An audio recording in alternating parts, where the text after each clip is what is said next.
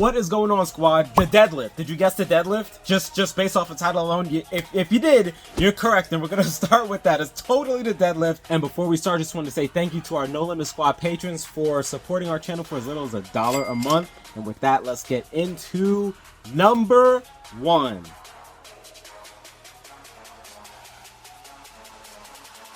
That is going to completely engage our posterior chain, spinal erectors, glutes, hamstrings, and traps. Hip dominant and totally all about that hip hinge. Whether we're moving or we're not, proper form has to be laid out here. In fact, with a strong core, the spinal erector is going to help maintain neutral spine even though there's no movement. Contrary to popular belief, even with the wrong form, you still can get hurt on an isometric exercise.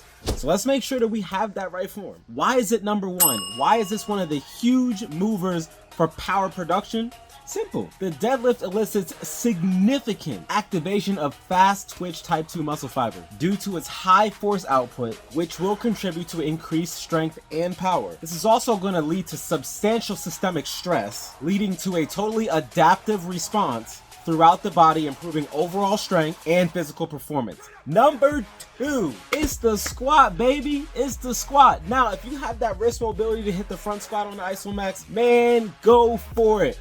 If you're like me and your wrist mobility is trash, something that you gotta work on, but you still want to get the benefits of squats, Jefferson squat, baby, let's freaking go. Set the strap as low as you can while maintaining proper form, keeping that chest up, keeping that chin up, neutral spine, core is engaged, blast through the quads, making sure you have a nice mixed grip, and it is off to the races, baby. Even with this variation, it's still a multi-joint compound movement that involves the hip, the knee, and ankle joint, making it pretty much a staple in any lower body training regimen. It's going to primarily target the quadriceps, vastus lateralis, vastus medialis, vastus intermedius, and rectus femoris. For the hamstrings, the semitendinosus, semimembranosus, and biceps femoris, gluteus maximus, and the good old, once again, spinal erectors. Gonna hear that a lot. During the squat, our muscles are going to be in that shortened position, so we're gonna be at the lowest part of that squat. Normally, this is where we would start the concentric phase of the motion, but since it's isometric,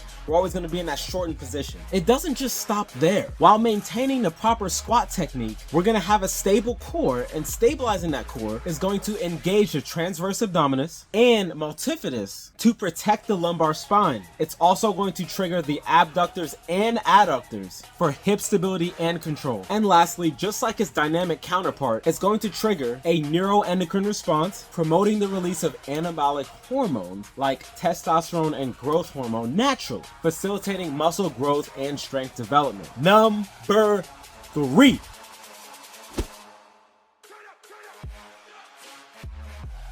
The chest press, whether dynamic or static, is going to involve your chest, shoulders, and triceps, a compound movement that targets the pectoralis major, clavicular, and sternal heads, anterior delt, and tricep brachii muscles.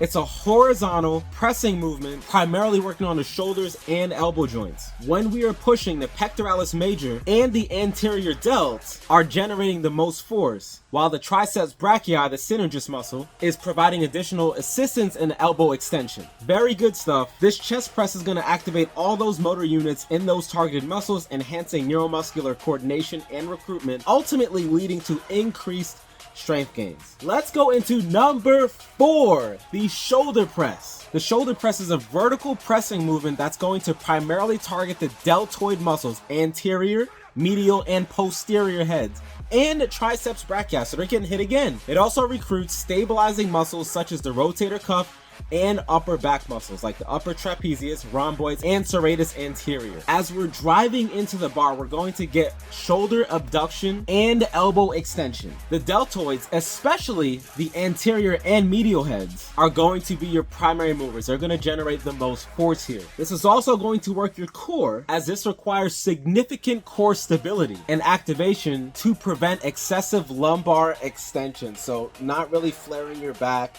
just keeping nice neutral spine as you're driving up. Work that core so that this exercise becomes even easier. Which brings us to number 5. Come on, stop. Y'all know it's the bent over row. Here's why. We needed a major posterior chain pull exercise. That wasn't the deadlift, as that's a total body. This exercise is going to primarily target the latissimus dorsi, the lats, and other upper back muscles, the rhomboids and the trapezius. The difference between the two lies in grip orientation. In this case, we're going to be using a conventional grip. The lats are going to be the primary movers here, playing a key role in shoulder adduction and extension, drawing the body in line. The rhomboids and trapezius are going to provide scapular stability, contributing to proper form mechanics. Remember, even though we are stationary, we still want to make sure that we keep our form nice and in line. Combine all of these exercises together and you're off to the races. Perfectly well structured, excellent for promoting neuromuscular adaptations and building maximum strength across multiple body segments. What are your thoughts? Did you know it would be these 5?